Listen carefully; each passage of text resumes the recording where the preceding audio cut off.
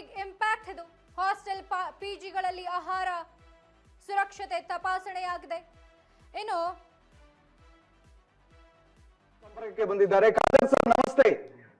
ನಮಸ್ತೆ. ಎಂಚ ಉಳ್ಳಾರ ಹೇಳಿ. ಕಾರ್ತಿಕ್ ಕುಂದರ್ ಮಾತಾಡ್ತಾ ಇದ್ದೇನೆ ಸರ್, ಸಂಪೂರ್ಣ ನ್ಯೂಸ್ ಇಂದ. ಸರ್, ಈಗ ಒಂದಿಷ್ಟು ನೀವು ಆಹಾರ ಮಂತ್ರಿಯಾಗಿ ಪ್ರಮಾಣ ವಚನ ಸ್ವೀಕಾರ ಮಾಡಿದ್ದೀರಿ. ನಿಮ್ಮ ಮೇಲೆ ಬಹಳ ಒಂದು ಗೌರವವಿದೆ ಮತ್ತು ಒಂದು ನಂಬಿಕೆ ಇದೆ. ಒಂದಿಷ್ಟು ವಿಚಾರಗಳನ್ನು ಇಟ್ಕೊಂಡು ಚರ್ಚೆ ಮಾಡ್ತಾ ಇದ್ದೀವಿ ಸರ್. ಏನಂತ ಕೇಳಿದ್ರೆ, ಇತ್ತೀಚೆಗೆ ರೋಡ್ ಸೈಡ್ ಬದಿಯಲ್ಲಿರುವಂತಹ ವ್ಯಾಪಾರಿಗಳು ಕಲಬೆರಕೆ ಮಾಡ್ತಾ ಇದ್ದಾರೆ ಅಂತ ಹೇಳಿ ಹೆಚ್ಚಿನ ಜನಗಳು ಸ್ಟಾರ್ ಹೋಟೆಲ್ಗಳಿಗೆ ಹೋಗ್ತಾ ಇದ್ದಾರೆ. ಆದ್ರೆ ಇವತ್ತು ಸ್ಟಾರ್ ಹೋಟೆಲ್ಗಳಲ್ಲಿ ರೈಡ್ ಮಾಡಿದಾಗ ಒಂದು ವಿಚಾರ ಗೊತ್ತಾಯ್ತು, ಅವರ ಕಿಚನ್ಗಳು ಕೂಡ ಗಬ್ಬೆದ್ದು ನಾರ್ತಾ ಇದೆ ಅಂತ ಹೇಳಿ. ಅದ್ರ ಬಗ್ಗೆ ತಾವು ಒಂದಿಷ್ಟು ಕ್ರಮಗಳನ್ನ ಕೈಗೊಳ್ಳಬೇಕು ಸರ್.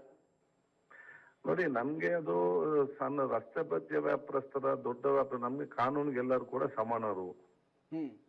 ಎಲ್ಲಿಯೂ ಕೂಡ ಈ ರೀತಿ ಆಗ್ಬಾರ್ದು. ಜನಸಾಮಾನ್ಯರಿಗೆ ಆರೋಗ್ಯ ಪೂರಕವಾದ ಆಹಾರ ಕೊಡುವುದು ಪ್ರತಿಯೊಬ್ಬರ ಜವಾಬ್ದಾರಿ. ಅದು ಸರ್ಕಾರದ ಜವಾಬ್ದಾರಿ ಅಲ್ಲ, ಪ್ರತಿಯೊಬ್ಬರ ಸಾಮಾಜಿಕವಾದ ಜವಾಬ್ದಾರಿ.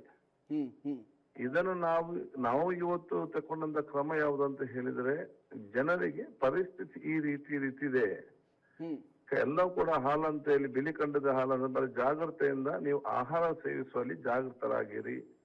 ಎಲ್ಲ ಜನಸಾಮಾನ್ಯರ ಆರೋಗ್ಯ ನಮ್ಮ ಕೈಯಲ್ಲಿಲ್ಲ, ಅವರವರ ಕೈಯಲ್ಲಿದೆ. ಅಲ್ಲ, ಅದ್ರ ಜೊತೆಲಿ ಒಂದಿಷ್ಟು ಹೆಲ್ತ್ ಇನ್ಸ್ಪೆಕ್ಟರ್ ಗಳ ಕೈಯಲ್ಲೂ ಇದೆ ಸರ್.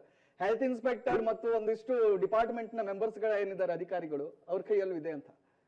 ಖಂಡಿತ ಆ ಕೆಲಸ ಹೋಗಿ ಮಾಡಿದಾರಲ್ಲ. ಹೆಲ್ತ್ ಇನ್ಸ್ಪೆಕ್ಟರ್ ಮತ್ತು ಇವರು ಹೋಗಿ ಇವತ್ತು ಆ ಕ್ರಮ ತಕೊಂಡ ಕಾರಣ ಅಲ್ವಾ ಆದದ್ದು.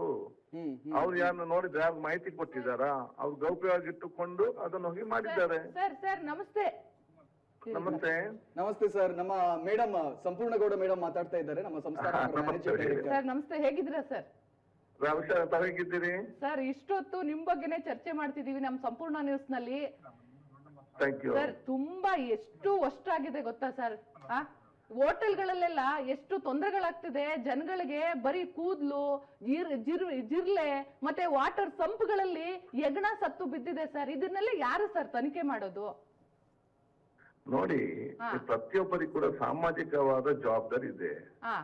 ಈಗ ಸರ್ಕಾರಕ್ಕೆ, ಇಲಾಖೆಗೆ ಈ ರೀತಿ ಕೆಲವೊಂದು ಸಂದರ್ಭದಲ್ಲಿ ರ್ಯಾಂಡಮ್ ಇವತ್ತು ಚೆಕ್ ಮಾಡಿ ಜನರ ಪರಿಸ್ಥಿತಿ ಈ ರೀತಿ ತೋರಿಸಬಹುದು. ಆದ್ರೆ ಪ್ರತಿಯೊಬ್ಬರು ಕೂಡ ಇವತ್ತು ಸಾಮಾಜಿಕ ಜವಾಬ್ದಾರಿ ಇದೆ ಅಲ್ಲ. ಈಗ ಇದರ ಮಾಲೀಕರಿಗೆ ಕೂಡ ಇವತ್ತು ಜನಸಾಮಾನ್ಯ ಕಣ್ಣು ಮುಚ್ಚಿ ದುಡ್ಡು ಕೊಟ್ಟು ಅವ್ರಿಗೆ ಕೂತ್ಕೊಂಡಾಗ ಅವ್ರಿಗೆ ಆರೋಗ್ಯಕ್ಕೆ ಪೂರಕವಾದ ಆಹಾರ ಕೊಡ್ಬೇಕಂತೇಳಿ ಒಂದು ಸಾಮಾಜಿಕ ಜವಾಬ್ದಾರಿ ಇರ್ಬೇಕಲ್ಲ ಪ್ರತಿಯೊಬ್ಬರಿಗೆ ಕೂಡ. ಸರ್, ನೀವು ಬಿಗಿ ಬದ್ಧತೆ ಮಾಡ್ಬೇಕು ಸರ್.